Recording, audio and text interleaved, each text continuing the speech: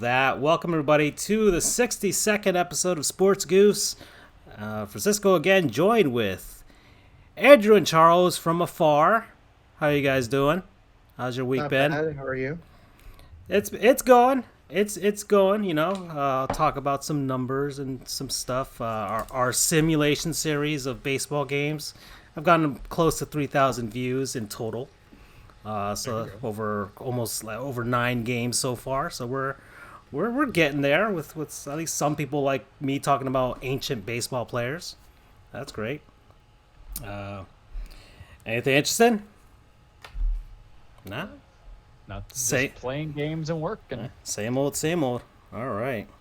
So, yeah, we're here. We're gonna talk about, I guess, NFL draft. That happened.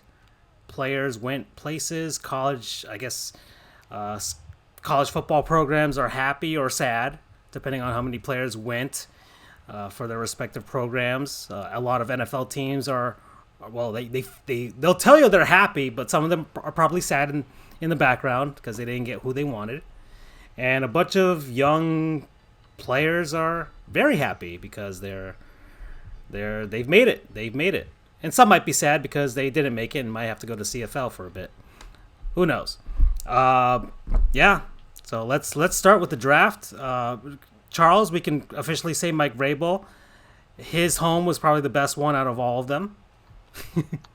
I mean, King of Bros, right? Or Coach Bro is what I would call him. You know, I don't even know what was going on, but it's just everybody's there. One guy looks like he's dressed as Frozone from The Incredibles. The other guy's dropping a deuce in the background. And hey, you know, when you gotta go, you gotta go. Who am I to tell nobody not to? I just think that it was appropriate for, I guess, the coolest coach in the NFL to have the funniest draft party, basically. I'm gonna try and put it on the screen here, but yeah, it's Frozone. I think one of his kids dressed up as, like, put on one of his old jerseys and has like a mullet with a porn stash going. I don't know if that was his daughter. She's not wearing any pants. And then he's got 3 arcade cabinets in the background. One of them was like a Cabela's like big buck hunter game. So I couldn't even make out the other two. But hopefully they were nice classic arcade games back there. Maybe a Pac-Man, maybe a Galaga. Who knows? But Mike Vrabel's house was definitely probably the best one. The most relatable one. The most relatable one, yeah. There's 2 of them that are definitely not. Oh, there's relatable. Yeah, Cliff Kingsbury, who was, his house is basically a Lexus dealership. Oh yeah. And a pretty swanky one at that, one that he rents to the adult film industry on the weekends when he's out coaching the Arizona Cardinals. That's for sure. And I mean, pretty much everybody else I expected. A lot of players were like, a lot of these guys that got drafted, it's like, man, their parents are making bank because, woof, some of those households. And then Jerry Jones, who says it was from his yacht, but was probably from his private spaceship. Yeah. And you know what's crazy? Cliff Kingsbury still put Jerry to shame just because there was so much style. If I call Mike Vrabel King Bro or Coach Bro, I'm going to call like Cliff Kingsbury Coach Gray, because he is, the way his pad is just basically 50 Shades of Gray. I'm almost certain, and listen, I have never in my life really checked to see a coach's personal life on Wikipedia to see if the guy is married. I didn't see anything there, so I'm almost certain that he's just chilling out waiting for those girls at Arizona State University. And, you know, good on him if that's the case. The guy's just so suave, not debonair, but, you know, even I was like, whoa, man, what are you doing for your multi-million-dollar house, your bachelor pad? Whereas Jerry's just looking at me and saying, listen, if you do a roll of shrooms or anything like that right now, with me a bag of it, we can go fly into Mars. Or he just had Martians there. I don't know. All I know is also, we talked about it being a spaceship. I kind of feel that his whole... Somebody made a Lego replica of his home. Look, it's quite impressive. It's daunting. It's daunting. That's all I could say about Cliff Kingsbury. For Jerry, what I will say, it kind of looks like, because the way it was laid out also makes it seem like there was a cloning factory in there. So I'm almost certain that there's Jerry clones in case his old body starts giving out, that they just harvest organs at replacement or transfer consciousness. That's the only other comment I could put on there on the coaches. For the players, though, a lot of dudes, ladies trying to look at their phones. Just saying. I can't remember a particular one, and then there was just look. I think was it Xavier McKinney? No, he was the second round. But he's looking at his stuff, or was it Justin Jefferson? And then his girlfriend wanted to take the other phone. I think it was CeeDee Lamb. Okay, yeah, it was CeeDee Lamb. I knew it was a receiver, and I was like laughing so hard about them. Like, keep on, young fella, you're gonna be single in the morning. And then Isaiah Wilson, Georgia tackle, who is now a Tennessee Titan, his girlfriend was too close to him when he got drafted, so his mama just basically snatched her out so fast, like it felt like a Looney Tunes. You know, when they used to get the little umbrella cane and just like pulling back, that's what it felt like. But look at Jerry. I mean, I'm telling you, there's Jerry clones behind there to harvest the proper organs that he needs. There was also Bill Belichick's dog.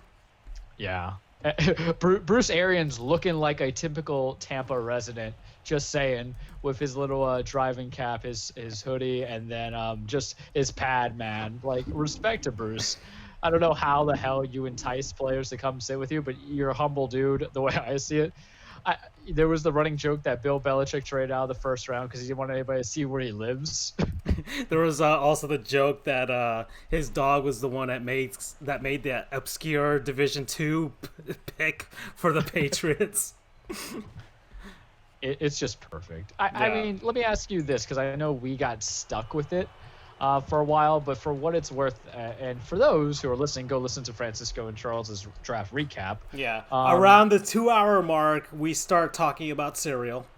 Greatest conversation ever. Do you feel that did it deliver on the virtualness of the obscurity and the at least the humor of it? I know that we had to go on super tangents, but we go on super tangents on anything, really, right? Did you feel that it provided you what you needed out of seeing the life of young men becoming NFL players, and also GM and coaches who are just very awkward human beings?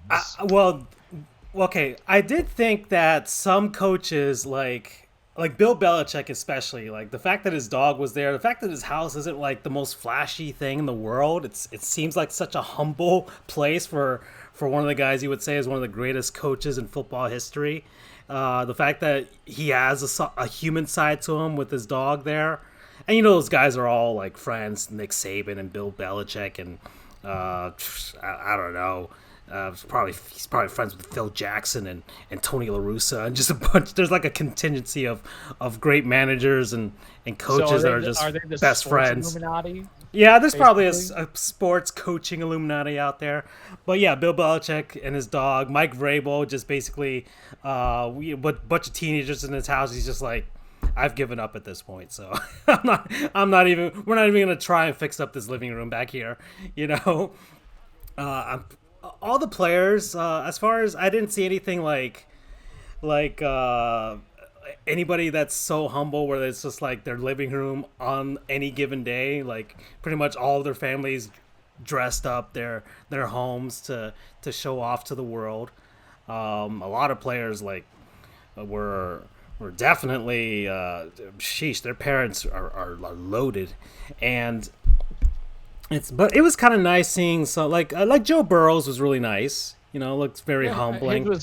His was pretty tailored down. Yeah, it was pretty humbling, that type of thing. His Heisman speech kind of spoke to that, from where he's from in Ohio and stuff. So it shows that, look, that dude, he has, like, hopefully he can stay that humble, and he doesn't, like, let being number one go to his head. Hopefully he doesn't end up being a bust as well. And the Cincinnati Bengals will be the bane of the NFL's existence from here on out. Which could happen. Who knows? Tua was really nice because it showed the Hawaii-ness of his upbringing. His whole family was wearing leis. That was pretty cool. So you got to see some of that.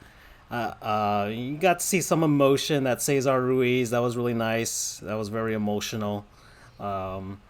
And of course, Andrew was not there to rein us in. And by rein us in, Andrew, you were not there to rein us in when we started getting morbid on the conversation. And it's like, well, let's go down the NFL, basically NFL bingo, where it's like, all right, we got a dead relative, we got a dead parent. Well, okay, we got the Make-A-Wish kid.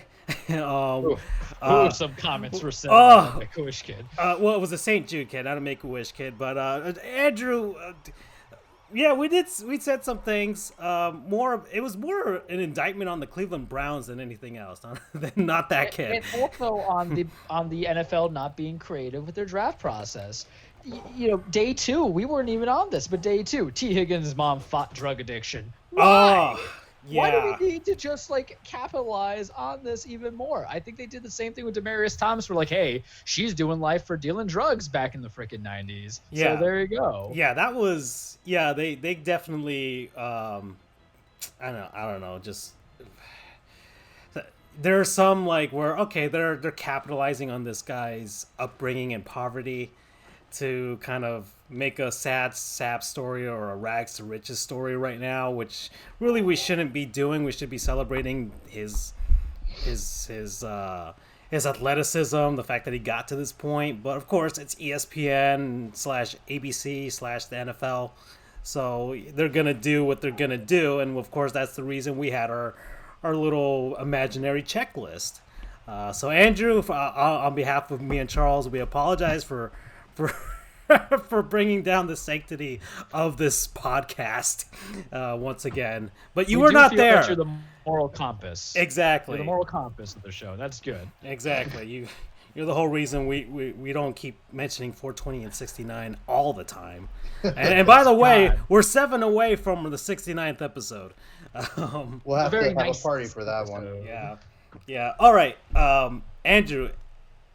Even though, and also day 2 of the draft, I did an MLB sim, and man, my enthusiasm for the draft was at 0 at that point. I was like, I am not doing 4 hours of this.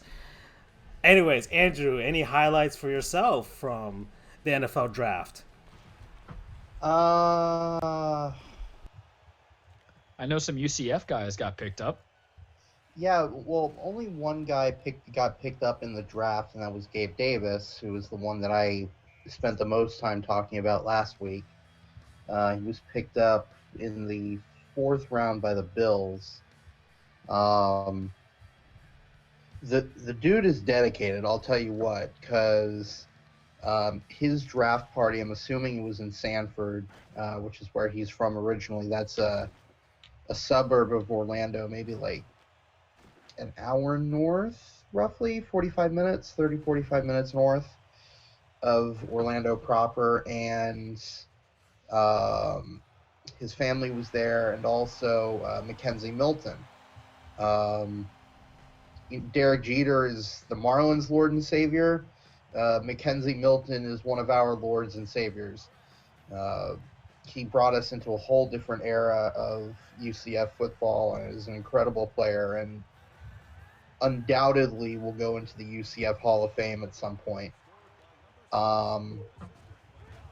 But literally 30 minutes after Gabe got the call, he was out at a nearby field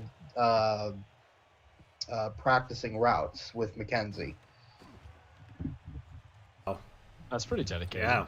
Which says two things to me. One, dude is incredibly dedicated. He could have spent the day, celebrating, and no one would blame him. Everyone would expect him to spend the biggest day of his life, arguably, spending it with his friends and family who were there. Um, but he's out practicing just after, which shows that he wants this. He's dedicated and is going to do whatever it takes to become the best that he can be. And I forget who the quarterback is for the Bills now. Josh Allen. Josh Allen. Um, Gabe Davis is going to be a very good deep threat for him. Someone was pointing out, and it's fair, UCF ran a lot of vertical routes to stretch the field. Not necessarily a straight vert route, but a couple of posts, couple of slants, whatever. He was a very vertical guy. He didn't really cross the field that much. He can if he wants to, though. He's certainly capable of it, but he's very good at disguising routes, so he can make something look one way, and then he'll immediately shift. So it'll give cornerbacks a tough time covering him, especially if they're playing close, because he has if they're playing in close to him and they're not in soft coverage. Because he has enough speed that he can make one move and he's gone. But going back, the other big thing was Mackenzie Milton is on the move and is throwing the ball, which is huge. Okay. For those who don't know, Mackenzie Milton, in our Warren I-4 meeting with South Florida in 2018, suffered a massive injury to his left leg. So massive to the point that there was a pretty decent chance it could have been amputated. It was that severe.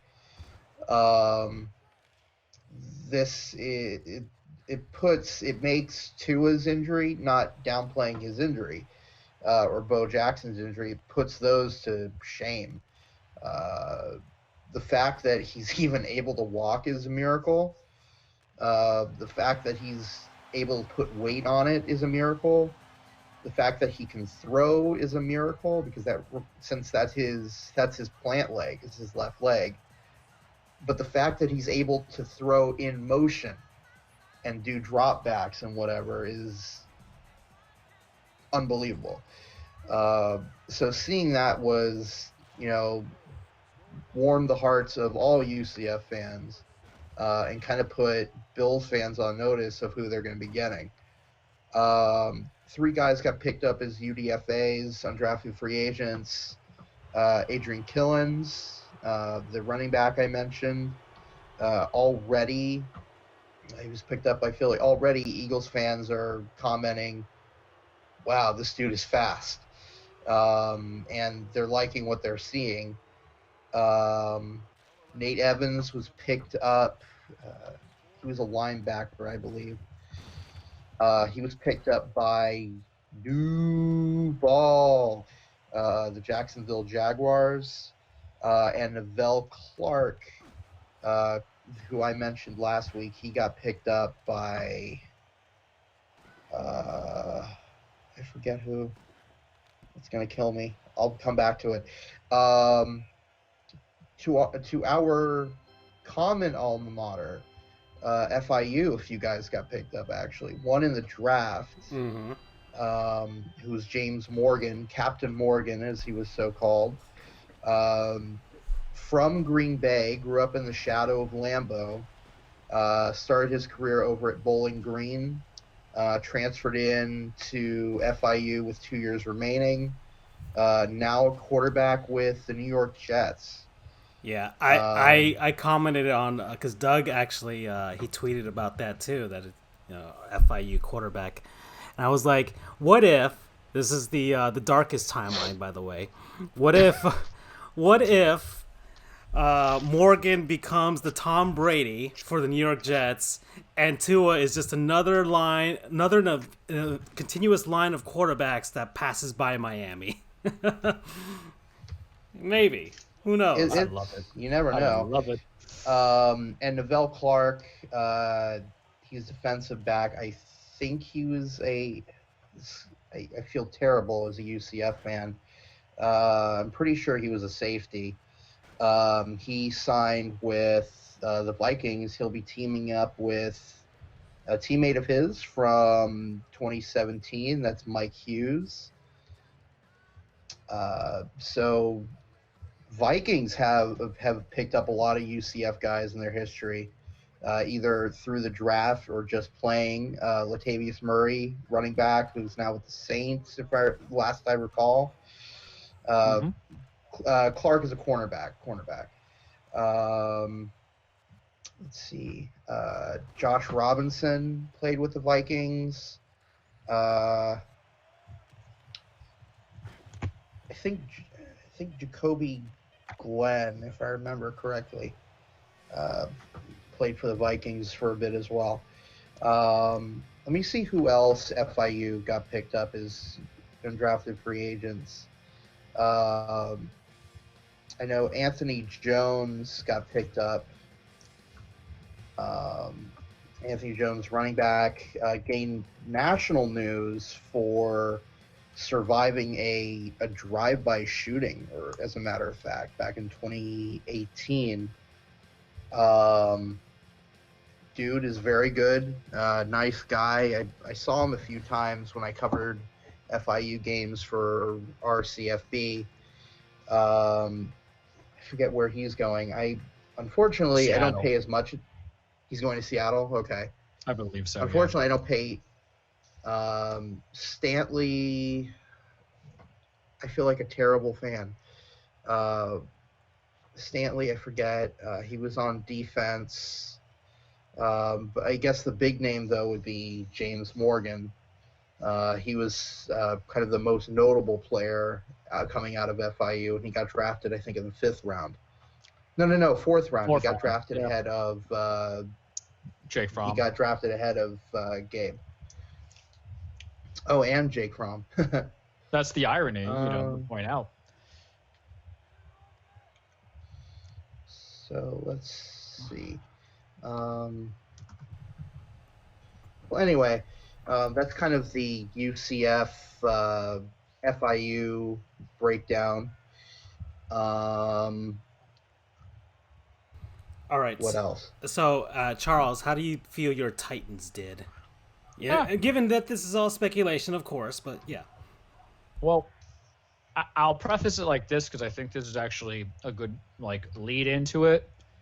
There is an appreciation for teams who can stay good for more than 2 years on success based off the draft without capitalizing free agency. And there's only really one team that always kind of shines out, in my opinion, and it's always New England, right? Because they're typically drafting the 31st or 32nd pick in the draft. Indeed. And they usually they trade out of the first round, because for us, we went 9-7 and we had pick 29, I believe, and the stuff that of who can really transcend your team, they're not going to be available there. So you're just you're not getting projects, but you really need to hit on those guys, and you can't even really afford to take the swing and the misses at 28, 29, and then the respective picks in the following rounds, unlike the Green Bay Packers, who wasted Aaron Rodgers' prime by getting a quarterback and traded up for one when it wasn't needed. We got Isaiah Wilson, offensive tackle in Georgia. I read some scouting reports, and we're going to preface this to everybody out there listening. The draft is all speculation. You have much of different coaches. You can have bad guys who fit into the system because they have great coaches and coordinators, and you can have guys who seem to be great and then just are terrible regardless of the product. But for us, it filled the need because we let Jack Conklin go in free agency. Then we got Darrington Evans to be the spellback to Derrick Henry. So if he gets some playing time, that's good. We got Fulton from LSU as a cornerback, which is what we need. And we might even re-sign Logan Ryan. So that's a boon to us. So for us to kind of, the vision is to be consistent. You don't want to be the team who gets the AFC championship and disappears for the next 10 years. Jacksonville. We want Jacksonville. We and so many other teams, right? And we just want to be there always contending, because the AFC, we want a division title to first start off on, because we were wild card the last 2 appearances that we had. So get a division title so we can have a home game if it means anything. There's really no more buys, right? Because the stupid rule of the first team, the number 1 seed gets the buys, which I don't agree with, because what's the whole point of seeding then? If it's only going to be 2 teams, you might as well just join everything and say, all right, top 2 teams get their seeding and everybody else just plays it out, do whatever you got to do with it. But I digress. That's a different story for a different day.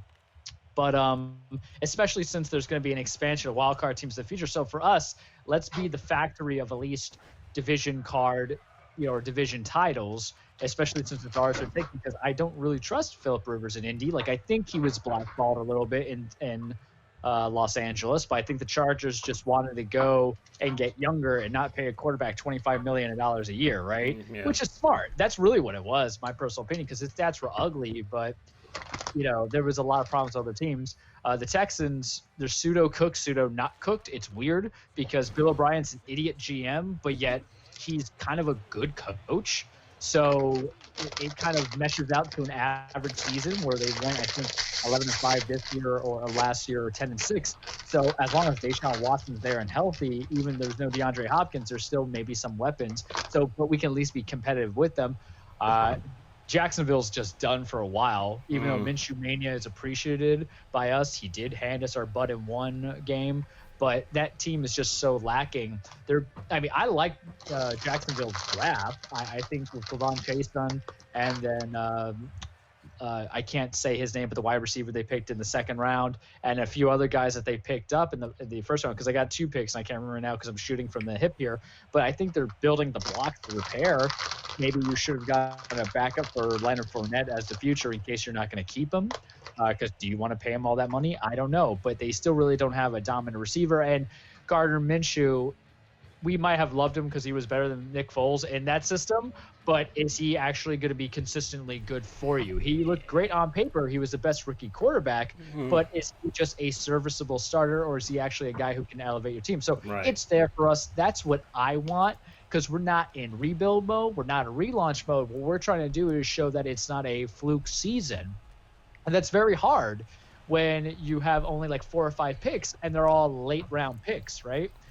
Because we don't know if the guys that we picked in the 5th round, the 6th round, the 7th round are even going to be on that roster. And we didn't really go. That's the hard part. That's why it was, it's been so amazing for the Patriots to do what they've been doing for the last 20 years. It's just, man, how are they doing this while picking late in the round or not picking the first round at all? And, it's just been the genius of their scouting, of their player personnel and all that stuff, just finding talent or making use of talent, squeezing as much out of them, and then chucking them off to the side. So let me ask you a question to this, right? Because there's plenty. I would say if you're anything lower than the 4th rounder, you're safe on the roster. 1 through 4, you're probably going to be on the roster. So Gabe Davis is going to make it, even though he's log jammed at receivers in Buffalo. 5, 6, 7. A lot of them either get kept on practice squad. I know they expand the roster a little bit for the size, but ideally they're either released because of the next best thing. So should we just let's just abolish rounds 5, 6, and 7 and just let everybody else be, now let's just have college free agency here. Just do your 1s and 4s, and 5, 6, 7s, let those guys have that opportunity to just sign out. And I understand guaranteed money comes to play when you're being drafted versus undrafted, but CBAs, right? 10 years, talk to me when you do this. But let's just get rid of it, because you get put on the practice squad if you're a 6th or 7th round pick, and another team could poach you anyway. Right. So if you're coming into the same effect, you're wasting the viewer's time too. Are you really kind of building a team? Because maybe you can kind of find that balance for a lot of teams for who are maybe in my position or even in the Dolphins position, where you get your first 4 picks. Let's be fair. Let's just say 5 rounds, right? You get your 5-round picks, and then 6 and 7s, you just evaluate talent, and that's what the whole scouting department is, not just for the draft, but everybody coming into the draft, because you're scouting not just college, but you're also always scouting free agency anyway, where the next big guy comes in. You're saying, okay, do we need a quarterback? Do we need a running back? Do we need a tight end? All this stuff. It might make it more interesting. Hell, the dudes might get more money out of it anyway because they're protected at a veterans minimum after a couple of years, and now you can create a rookie minimum if you're just picking out. Yeah. And I would say it's different than a undrafted free agent that we're doing right now, because all those kids are doing, they're not getting guaranteed money. They're getting maybe a signing bonus at the smallest degree, right, $50K, and they're just going to be scouting, and they're going to have to go look around working at a car dealership until the number's called. You're wasting their time, whereas it allows – I feel that it would minimize the scouting on the dudes – or not minimize scouting, but scouting those interviews for rounds 1 through 5, and then they can actually get to know who the real diamond in the rough is, because there's players in small schools, in small programs, in FCSville that are probably better than your quarterbacks. Look at Gardner Minshew, where he came from, Washington State. No one imagined, and he's a 6th-round starting quarterback, and he's going to be cheap. Do you think something? Well, you think something that like the XFL would have remedied the situation? You know? Yeah, and that's kind of a bummer. Like the NBA, for example, the G League is kind of starting to kind of eat into the profit margin, if you will, of the NCAA. I mean, it makes sense. It makes absolute sense. Yeah, the G League has been getting better, and a lot of more players are coming out of that than anything else. Yeah, and I mean, there are a lot. I think there are already 2 guys coming out of high school that would have had their pick of the litter of college basketball teams, but instead are going through the G League pipeline program or whatever they call it. Mm-hmm. So I mean, if the XFL or AAF had survived, you know, they probably could have been almost like a G League in a sense, right? And that really would have forced the NCAA's hand in name, image, likeness legislation. I mean, that's how you can even go back the American Football League, or even the USFL. That's what they were doing. They were signing these guys out of college, and to get away from the NFL. And I mean, maybe you could do the same thing from. Well, I find it very hard from a high school perspective to just sign a guy straight out of high school, because it's so much different than basketball, where top level talent can make it pretty much the following season or 2 years. Even in baseball, the same thing. Guys out of high school can make it to the big leagues in like a year or 2. It's hard to do, and even the NHL, you see that happen too. So I find football harder because you just have to be so much bigger and stronger than everybody else and faster, that it's very hard to see. But I do like this scenario where an XFL or AAF could have enticed the guy to, like, you know what? I'm done being in college. I'm not starting. I'm not doing this. I know I have the talent. I'm not going to go through the transfer portal. I'm just going to sign and make some money now. However much it is, at least I'm making money.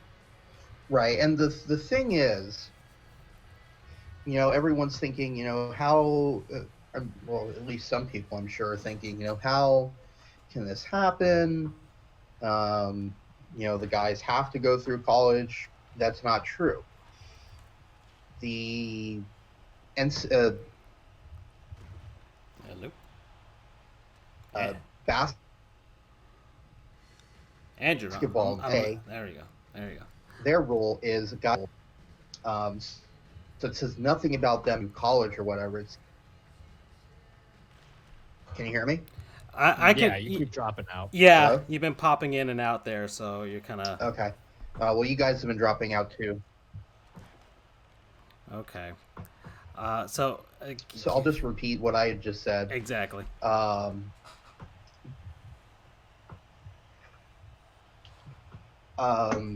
So there's nothing in the rules that says that a player has to go to college.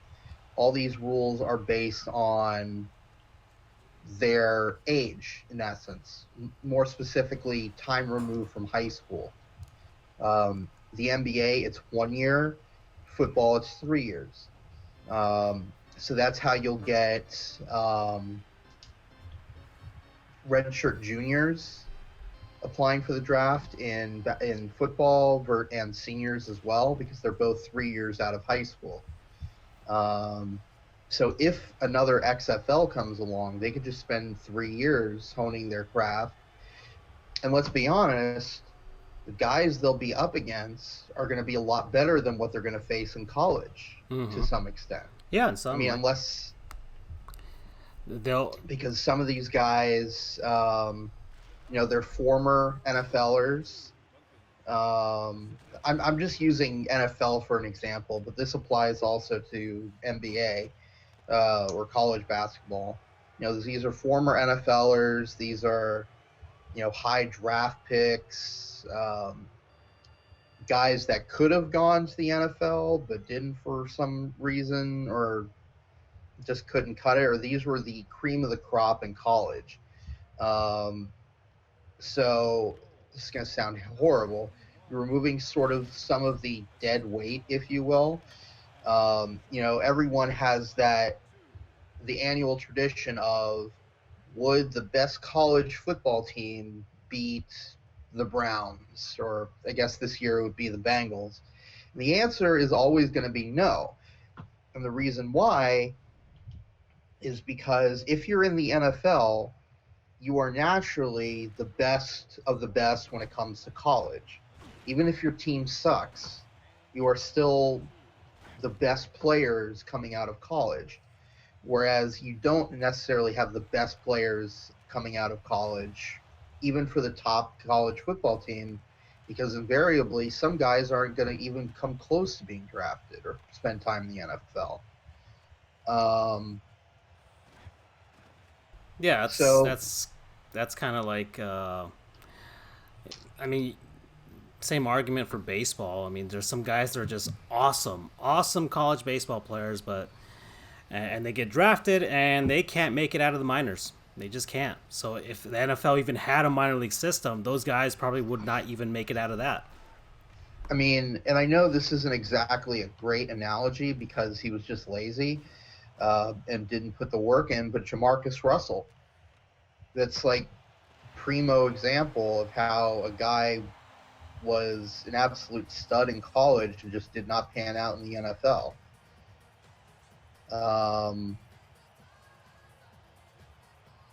I don't know, but So but anyway, as a matter of fact, though, the NCAA is going to be holding a conference call or meeting tomorrow to go over NIL legislation. So we'll see how that one pans out. you were doing the RCFB moderating for that night of the draft. Anything witty or funny that happened on there? Uh, Not really. I 'Cause mean, I wasn't. I'm looking at a list here of the schools with multiple selections. LSU definitely was celebrating because they got 14 of their guys get selected, and then Yeah, they were the big winner of the night of the draft, and the big winner of night one is understandably the SEC. Um, they smashed. Well, smashed isn't exactly a great term to use, but in relative terms, smashed the record for most draftees in night one coming from a single conference. right, yeah, I mean they had 15. The previous record was 12. Yeah, they had 15, 63 overall for the entire draft. Which And is ridiculous. And they actually bookended the draft because number one was obviously Joe Burrow, but I forget his last name or forget his name. But a player out of Georgia was Mr. Irrelevant, which, for those who don't know, Mr. Irrelevant is the 255th and final pick of the NFL draft each year. So the SEC truly bookended this draft. all right, okay. So anything else from you guys about the NFL draft? Nothing. No. Not really. I mean, It is what it is, right? It just happened. yeah. Well, I mean, I thought it was kind of cool seeing everyone sort of in their natural habitat. Kind of a bit more humanizing, especially for the head coaches, the GMs, well, except for Jerry Jones. definitely less gaudy than it would have been had they done it on the fountains of the Bellagio. Right, but they are going back to Las Vegas, I think in 2022. Yeah. And it was kind of funny how Roger Goodell was kind of like checking out at the end of that draft too. It's like, man, I Right. have to stand here and do this in my living room every. Gosh. Right. Although the one thing that I hated is Bill Belichick got a little bit more human in my eyes thanks to his husky. Yeah. Like I absolutely hated that. It's like, come on, Bill Belichick is and always will be a robot to me. Yeah. But he let his husky sit in his chair. The husky had the Bill Belichick nameplate under him. Yeah. So Bill Belichick briefly turned into a husky, apparently. And he fed the little husky, and he was smiling. It's like, no! Yeah. Bill Belichick is a robot. He cannot have a dog. The same thing happened to me a few years ago when I saw Nick Saban wearing a Luigi hat. So those are like, man, it's kind of like when you see Brad Marchand being an upstanding human being Exactly. off the ice. It's like, oh, come on, dude. It's like, Right, that you can't. It's not legal. That cannot stand. yeah, Oh well, I guess I'll have to accept that Bill Belichick does have a heart. yeah. All right, so that's it from our draft coverage. So let's see, let's continue on here. There's some baseball talk, but let's get some of these smaller segments out of the way, shall we? So Sure. I do have a minor league team. We'll go with the minor league team first. So let's better know a minor league team. We cover several different of the billions of minor league teams out there, and today is the Billings Mustangs. Billings, Montana. Yes, very good, nice. Yeah, the Billings Mustangs.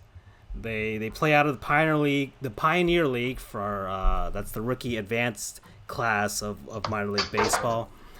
They are the affiliate of the Cincinnati Reds, and it's also the longest affiliation between a team and their rookie league affiliation. So that's something.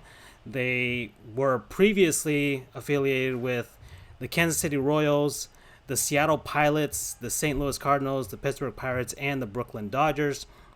They were established in 1948 out of, as Andrew said, Billings, Montana. They play out of Dealer Park, which opened in 2008, has a capacity of 3,071, and they share the playing surface with the Montana State Billings. Okay, do you know the name of this college team, Andrew? I have to ask you. Montana State University Billings. Well, I know that Billings is their main campus. That's how I knew Billings was in Montana, naturally.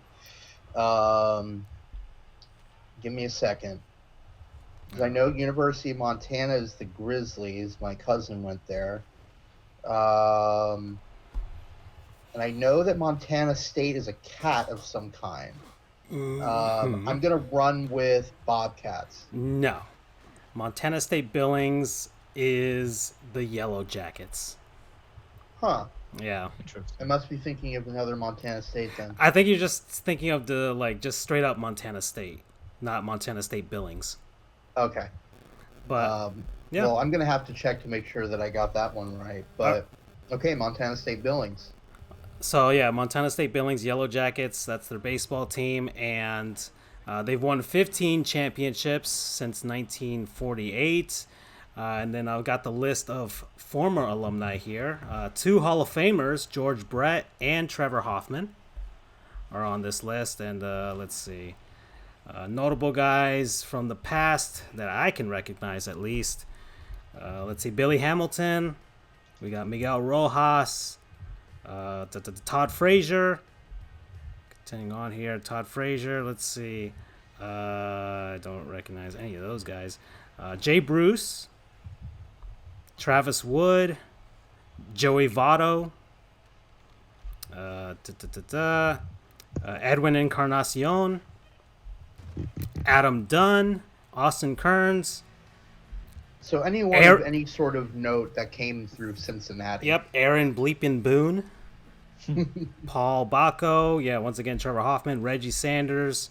And yeah, it's an extensive list of guys who were former Cincinnati Reds or at least drafted by them. So yeah. And just as a side programming note, I don't know where I knew that Billings was on Montana. It wasn't from Montana State because their main campus is out of Bozeman. I had to look that up. All right. But I don't know. Maybe I saw a tornado video with a tornado in Billings, Montana, or something. Is that what you've been doing over this quarantine? Just watching tornadoes? I mean, you're from Oklahoma, so that kind of makes sense. It's like a fish in water. That's my natural habitat is watching tornadoes. And I was correct. Montana State, the one that I was thinking of. So I'll take a slight win there. All right. Okay, so that's our minor league team. Let's do a Let's Haul Y'all. And my Let's Haul Y'all for today is Isaac Bruce. Ooh. So let's go. I have no idea who that is. You don't know who Isaac Bruce is? Greatest show on turf. What league? NFL. National. I've never been that big of an NFL fan. All right. Well, National Football League Hall of Famer, class of 2020. Charles, what is he most known for? I mean, greatest show on turf, being with the Rams. Yeah. Torrey Holt and Kurt Warner show. Yeah. With Marshall Faulk. There was a lot of debate. Yeah.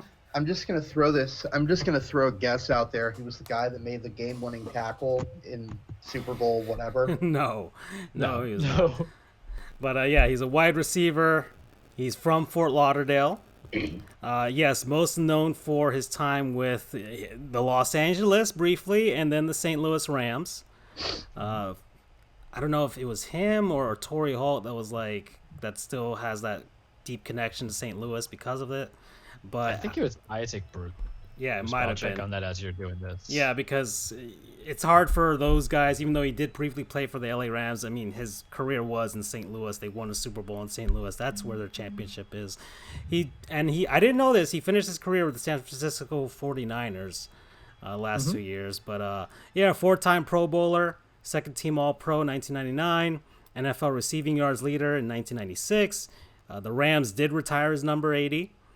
And he is only the second player ever to eclipse 15,000 yards, had 14.9 yards per reception, and 91 receiving touchdowns. So, yeah, that's him. Let's see, he's got philanthropy here since 1996. He has provided tickets to home games to various schools and youth organizations, including with Has Ways to provide jerseys and limousine rides for children.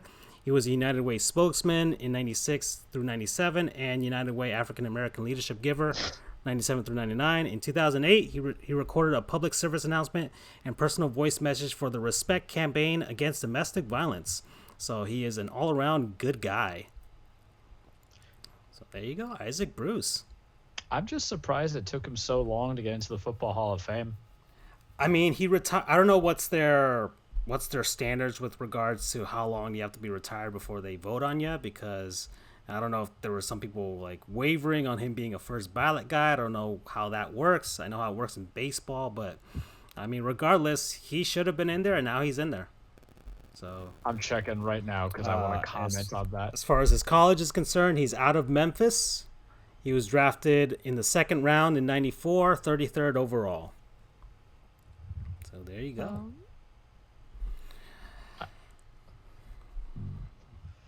Well, so that's Isaac Bruce, and what else did I have here? I got a minor league team. Andrew, we can do a little logo. 5 years. 5 years? It is 5 years? Okay, so he retired he last played in 2009. I don't know when he actually did retire, because, players, a lot of players like they they stop playing, and then like 3 years later, after nobody wants them anymore, they're like, you know what? I'm announcing my retirement. So, yeah, there you go. The new logo talk, Andrew. Virginia did a thing. Yes, they did. So the Yes, Virginia they did. Cavaliers. Oh, what? Saw them live at the 2019 Orange Bowl. Mm-hmm. Yeah, not a fan. Not a Really? fan of what they did. As have Virginia fans been vocal about it on It's a RCFB? From what I've been seeing, it's a generally negative response. Mm-hmm. So let me go back. I'll look up the sports logos article, but yeah, they did make changes to their even their color scheme. They have new logos. They changed their primary logo too. Well, And in fairness, the change to the primary logo was not drastic, much right? in a sense. I mean, anyone that knows anything about Virginia or college football in general knows that it's a gigantic change. But it was an unnecessary change. So this is They're yeah, this is I have it on the screen here. Their old logos from 94 to 2019. So that's like 25 years of service. like it was fine. There was no need to change it. It was one of those bullshit things to Hmm. try and sell more merchandise. I mean, UCF's guilty of it as well. We literally changed our name to try and sell more merchandise. Uh, yeah, for most of our history, we were just the Knights. But then we went and became the Golden Knights because we wanted to sell more things. Um, it's like this was stupid. There was no need for them to change the logo. It was fine the way it was. Yeah, it was just stupid, and I honestly don't know why. I mean, I'm okay-ish with them with the new word marks, I guess. Try to make things more organized. Yeah. Fine. Yeah, or at least or the secondary logos with like the actual Cavalier look. No one likes those either. They don't like those either. I like it. It looks pretty cool. It looks like kind of like some people said like V for Vendetta esque in a sense. It looks like a bullet hole. Oh, that's true. It does look like a bullet hole. Yeah. It's. I don't know if you want to just- promote that in college football. It was just. It wasn't necessary. Yeah. It, I feel like I especially- feel like they've been doing this, and it's not because of their football program. I think it's a basketball program thing. Who's their provider? Is it Nike? Are they a Nike school? Pretty sure it's Nike. Pretty sure it's Nike. All right, I'll look up. I probably saw. Yeah, it yeah, before. yeah. It is Nike Okay. because Oh, Nike that makes sense. Nike does their whole bullshit of, oh, we looked around the campus and found, like, it's weird. I mean, I was sort of a part of the experience when UCF changed its uniform set because they wanted to, base it kind of more on the space program and things like that. So they do a lot of stuff. I mean, it's cool that they take the time to go to the campus and do the research, but it's like every little thing has meaning, and sometimes it's just way too much. Like the little, if you look at the handles on the new Virginia logo, Right. apparently the grip is supposed to resemble the serpentine walls found on campus, Oh. or all of the angles are meant to resemble the main rotunda of their famous rotunda of their main building. It's like, why? It seems like a reach when they're trying to find meaning for it. It's like Exactly. we're gonna say this, but really it was just some guy on Illustrator just kind of like, all right, that looks like a sword. Exactly. And here's the thing that kills me the most. Like I could live, and I mean, I'm not a Cavaliers fan, um, so I can't really speak for them. The one thing that kills me is the fucking beveling. Why? It was not Oh my necessary. god. Yeah, It was not necessary. it Fine, seems change. like this is a new trend now. The Houston Astros did it on their hat with their star logo. The lot well, you're seeing gradient and sort of a beveling in the Los Angeles Rams logo as well. Uh, I think they're trying to introduce these kind of 3D esque patterns and stuff, especially when they have like the nylon logos that are not fabric, like to make them pop like that. I, I feel like Like, that's like a trend no, that's it's not happening. necessary. It's not. It looks terrible. It really does. Like there was a whole movement.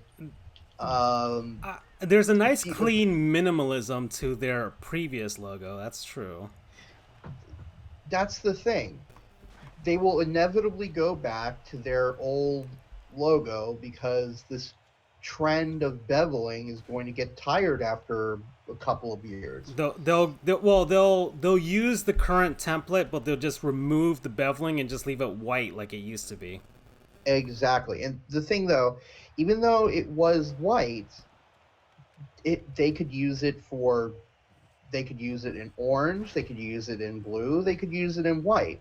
So even though their main logo was white, it was very interchangeable, um, with all their logos. But like, for example, um, Texas A&M, they underwent a beveling a few years ago, and Aggies hate it. They think it looks just so stupid. Texas Tech underwent the same thing a few years ago. There's literally a whole website uh, of Texas A&M fans who are saying, remove the beveling from their logo. Um, it is you remember Black for Black's sake when it comes to jerseys and uniforms. Yeah, yeah, that's This is change for change sake. It's not necessary. It's just a way to get them back in the news. It's a way for them to sell more merchandise. That's it. There's no, like, UCF, for example. They went to a whole new era, and they didn't do like a minor change. They did a whole revamping of their logo system, which is fine. FIU did sort of the same thing. They went from the Sun Blazers to the Golden Panthers, and then when they went to just the Panthers, they changed it as well. But like, why spend probably millions of dollars? No, it will be millions of dollars because you have to bring Nike in to do all of their research or whatever. I always find it strange that these people don't have their own all of these college programs, because a lot of them do have graphic design programs, or just all kinds of design programs. I'm surprised they don't develop it in house all the time. That they have to get somebody else from the outside to do so. Because I think if that was the case, then you might not get such, maybe not some might be drastic to people, but you I mean, you won't get as much uh like stuff out of it. I don't mind the secondary logos. I think secondary logos, that's what they are. That's what they're there for. You can interchange Right. secondary logos all the time. But the primary markers are what changes basically the entire identity of any school or sports team. And yeah, although this isn't extreme, I mean, it's just basically adding beveling and orange to the V logo, and I guess kind of refining the sabers that they have there. but it is a change, and you're gonna see a change to the uniforms, and they're gonna try and organ it up, as I call it. Yeah. And here's an interesting thing that someone pointed out, a UVA fan, and I'll drop it here because we need to move on to our midway segment. But someone pointed out, and good point, their new word marks are eerily similar to their biggest rival, which is Virginia Tech. I mean, pull it up really quick. You can't do split screen, but scroll down a little bit. Yeah. And see the word marks for the new word marks for Virginia. So going down, give me a second. There it is. All right. So there's no serifs. It's sans serif. Very blocky. All very even. I don't know what kind of a font name it is, but it's that. It's a pretty generic-ish font, yet it's not. Yeah. Now I want you to pull up the word marks for Virginia Tech. Give me a second because my computer might explode on me. Okay. Let's see. Well, I'm looking on my other screen there, and yeah, I can see some similarity to it. The Hokies have kind of like a notch in their logos, like in the middle of any letter that has like a middle section, like H or E or R. So that's like the main difference. I wouldn't say it's completely similar, to be honest, given how it looks. Well, it's obviously annoying a lot of UVA fans.